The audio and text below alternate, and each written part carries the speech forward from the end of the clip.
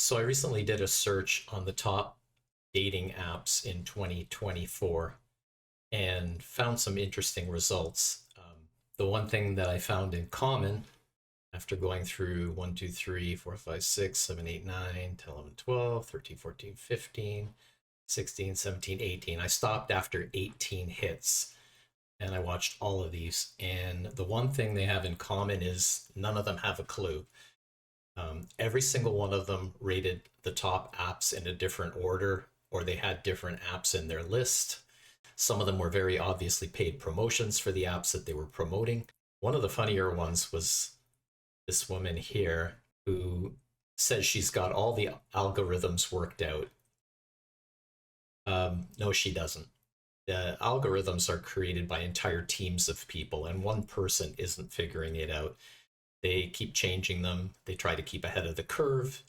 And, the real reality of the whole thing is dating apps don't exist to make you find your ultimate partner.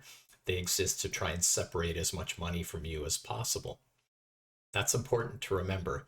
They don't want you as a client for a short period of time. They want you for months or years or the rest of your life if they can. That's where the value lies. It's kind of like the old pizza adage. They're not selling you a pizza for $5.99. They're trying to get you on the hook for the rest of your life. So they're selling you pizza every few weeks or more. And dating apps are exactly the same thing. They're trying to bring you back and hook you back over and over and over again. So, no, it's not easy to figure out. And the interesting thing is which app is best for you. And there's no one answer to that because it seems to be different for different people. So it depends on your dating style, what you're looking for, what sort of look you're presenting. There's many factors that figure into which dating site will be best for you. Now, I'm old enough that I've used a lot of them, starting with Plenty of Fish, which is, of course, one of the first ones, and it was terrible. And from what I understand, it's still terrible. I've used eHarmony. eHarmony had to change its outlook of its site because originally it only showed you the people that it believed were the best match for you. And of course, we don't live in that type of society anymore. We live in the type of society where people want to swipe, swipe, swipe, swipe.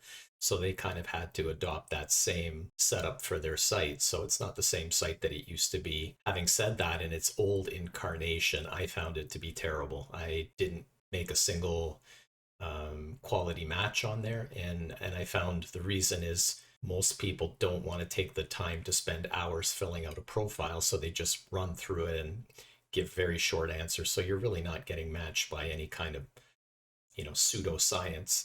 There's really not much to it. When you want to come down to what is the best app, there's three that consistently rise sort of to the top, and they're Hinge and Bumble and Tinder. And depending on what you're looking for and who you are and how you like to date, one of those three is probably going to work for you better than the others. Now, what did I learn using the apps? Other than the obvious that they want to keep you on and returning as long as possible. The one thing that I found in common from all these apps is that the longer you subscribe for, the worse your results are going to be. If you subscribe for the shortest amount of time, in short order, they will do something to try and get you back. And I found this in common with all three of those top sites. As soon as I changed my strategy to shorter subscriptions, I started getting better results. Once I let the subscription run out, say after a period of a week, then if I would leave it for 2 or 3 weeks in between, then they would start sending me all kinds of matches that I could see if I signed up again for another week. And by doing this, I found I got much better results than by just flatly paying for several months at a time. And this worked for all three of those. It worked for Hinge, it worked for Bumble, and it worked for Tinder. So my suggestion would be to do that. Subscribe for the shortest amount of time, even though it seems like it's more money. But there's one other important reason why you want to subscribe for a short period of time. A lot of people that end up on dating sites for any kind of substantial length of time, say you're on there for 3 or 4 weeks, they experience what everybody calls burnout of the dating app. And that is because you're swiping, and maybe you're not finding that right person. And then in effect, you'll eventually start seeing some of the same people over again, because eventually you'll run out of matches in your area, and it'll start showing you the same people over again. So your best bet is to subscribe for a short period of time and then take a break. Don't do any swiping, don't think about dating. Go on with your life, do other things, and then in a couple of weeks come back to it and maybe pick a different site and subscribe for a week and see who's on there.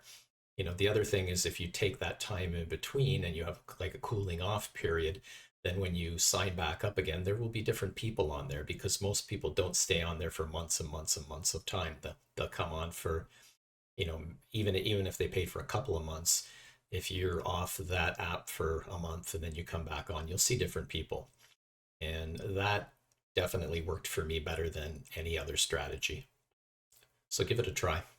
Most important thing is, don't give up altogether. I know it can seem like a daunting task and you're swiping endlessly and you're not getting results. But if you have patience and you keep at it and you keep popping around from different app to different app, eventually you'll find something.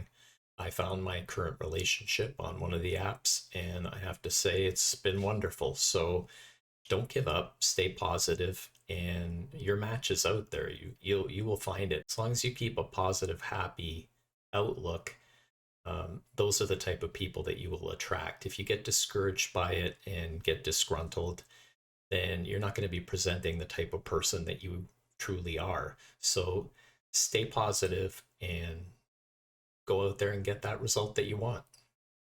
If you enjoyed this video, please hit the like and subscribe, and we'll continue to make content for you to help you find that perfect relationship for you.